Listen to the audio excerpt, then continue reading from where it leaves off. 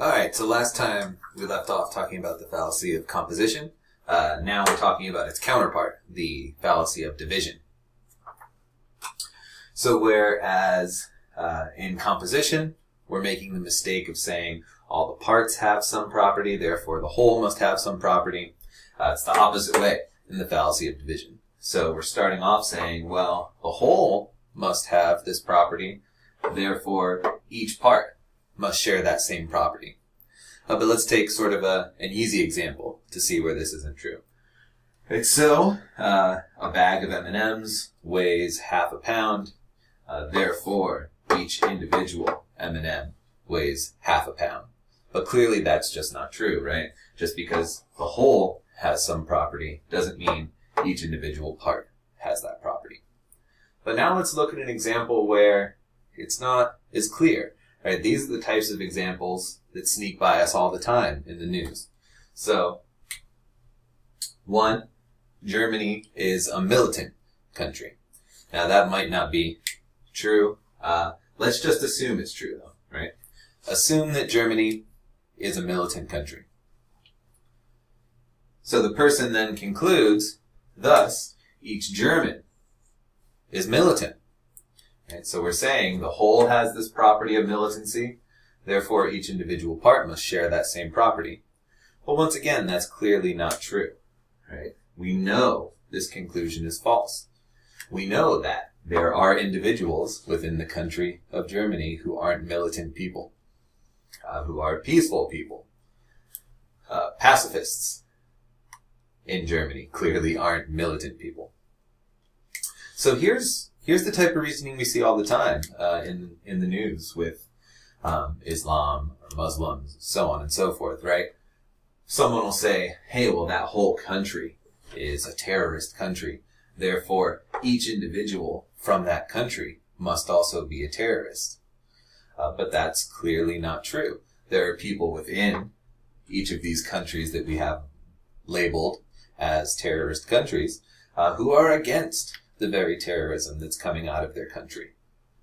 Right, so they're giving the whole some property and saying that each part has it. But clearly that's not true. And that works the other way around too for the Islamic worries, right? We'll say, take it from the parts to the whole. Let's go back to composition for a second. So in composition, you would say, okay, well, each of the Muslim people I've met have terrorist leanings. Therefore, the whole entire culture must have terrorist leanings. But once again, that's clearly not true. You can have a bunch of individuals who all share some property without the whole actually having that same property. Right? So hopefully you see how composition and division are working. Basically, you're saying, making the incorrect inference that some property is transferable from the whole to the parts, as in division, or the parts to the whole, as in composition. So now let's move on to the fallacy of the complex question. So here, hopefully you're already seeing what's funny about this just from the first question. Here we have a question that's already assuming some answer. Right. So just by asking the question, you're already assuming some information about the respondent to the question.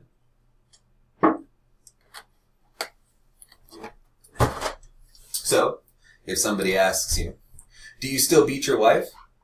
Is there a good answer to that question? So if you say, yes, I still beat my wife, well then they've got you. Right? So imagine you're on the stand and the lawyer asks you this. Do you still beat your wife? You say yes. Okay. Well, you're guilty of assault against your wife, right? Domestic violence. But if you say no, he's going to say, oh, okay, so you did beat your wife at some point in the past. Right? So either way you answer this question, it's assumed that at some point in time, whether in the past or currently, you have beat your wife. So it's assuming some info about the person who's responding. So you can do this a bunch. This happens all the time in court cases, right, where you get asked these types of leading questions. trying to trip you up. So another example would be, are you still a member of the KKK? Right? If you say yes, well, okay, well then we know you're a member of the KKK. If you say no, well then it implies that you were in the KKK at some point in your past. So these ones are pretty easy to see, right? If you just think about this question for a second, you'll realize that you should respond by saying, hey, there's no good way for me to answer that question. The question itself is flawed. But let's look at an example where it's not as clear, right? So, do you support freedom and the right to bear arms? Take a second to think to yourself here. What information is this question already assuming about anybody who answers it?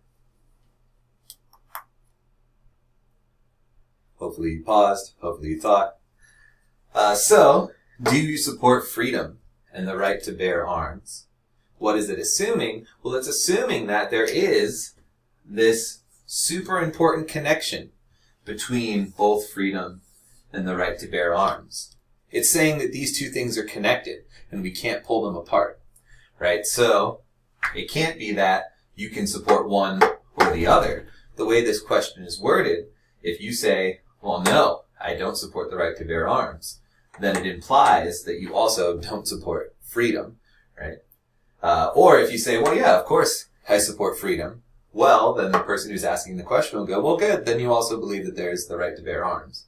But hopefully you can see that there's no necessary connection there, right? We can pull these things apart. You can support freedom without supporting the Second Amendment. And the other way around, you can be in favor of the Second Amendment without actually supporting widespread freedom in other realms, right? So it's a complex question because it's assuming there's a connection between these two things when there actually isn't. All right, we're in the home stretch now. Only 3 more fallacies. Most of the lectures will be quite a bit shorter than this, but we have to go through so many individual fallacies that this one takes a little bit longer. So next is the fallacy of post hoc.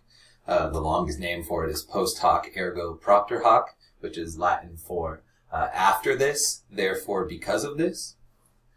Essentially what's happening in this type of fallacy is we're drawing a causal relationship between two events just because they happen to occur one after the other, right? So say you have some event X, some event Y. X happens before Y, so we just say, oh, well, X must have caused Y. But that doesn't always follow, right? Well, I guess we shouldn't use 2 X's. But that doesn't always follow, right? Sometimes this fails. Here's a perfect example of a time where that's occurring. Right, so, I prayed for rain, and then it rained. Thus, God answered my prayer. Right? So we're saying we have some event, X, you're praying for rain. Some event, Y, it actually rained. And we're saying that this prayer must have caused it to start raining. But there's no necessary connection there between the two, and we don't possibly have enough information to know that that's what happened. It's just as likely, or more likely, depending on your religious views, right, that you just happened to pray at a really lucky time, right? So it was already about to start raining, and then you prayed for rain, and it started raining, right? So you just have an event that occurred, an event that occurred. And you're saying there must be a cause there when that just doesn't follow. So this is one we see all the time with members of sports teams, right, where they have to wear their lucky socks, or there's a special type of pre-game ritual they have to perform, right? So, okay, every time I wore these lucky socks, we won the big game, right? And so what they say is, well, my wearing those socks is what caused us to win the game. But there's no necessary connection there, right? They're just 2 events that follow each other closely in time. Right? So most of us call that superstition, right? We don't think it's good reasoning. We always say it's superstition in those easy cases. But I think here's a case where it's not as clear, right? Some people will clearly think, well, I must have caused it to rain with my prayer, right? God answered my prayer and caused it to rain.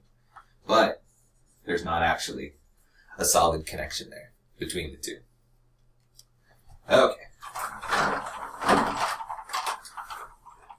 the appeal to authority.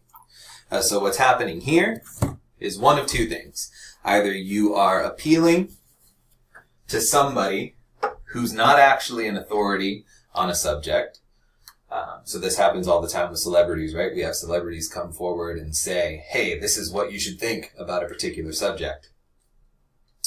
But they're not a professional or an expert on that subject. So why should we believe them?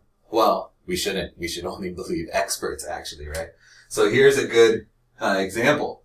Justin Timberlake said gerrymandering is bad on his Twitter. Therefore, we should also be against gerrymandering. For those of you who don't know what gerrymandering is, it's where they mess with the lines of the voting districts to sway it in terms of one party's favor or the other. Okay, so I'm just assuming that Justin Timberlake is not an expert on political matters. So, if you appeal to Justin Timberlake to tell me that I should believe gerrymandering is bad, I'll say no, that's an appeal to authority. He's not actually an authority on the subject. Now, this can also happen between actual experts, right? So you might have, like, just say, Stephen Hawking and Neil deGrasse Tyson. Both experts in their fields, and now say they disagree, right? There's a disagreement on some scientific question. Now, if I appeal to Hawking, and you appeal to Tyson, how are we supposed to settle that, right? Well, they're both experts, but both experts disagree. So me appealing to Hawking shouldn't convince you, and you appealing to Tyson shouldn't convince me. Now, how could we change this? Maybe more of the experts agree with Hawking, and only one other person agrees with Tyson. Well, then saying, I agree, and appealing to Hawking and all of his colleagues means that there's an expert consensus, right? So if there's a consensus among the experts, then we can appeal to it.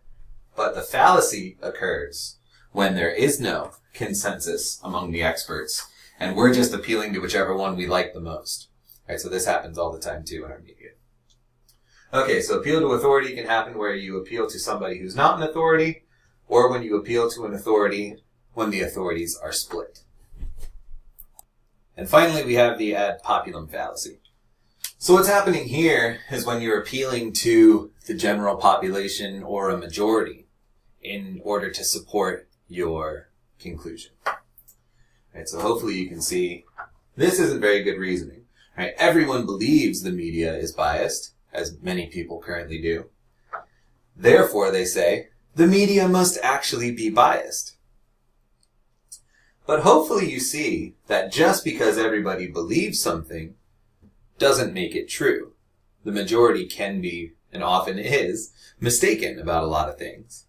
So if we want to know whether or not the media is biased, what we should do is actually start looking into media and then sourcing them, right? So making sure their sources are correct, that they're actually following evidence, and if they fail in those things, then we can say they're biased.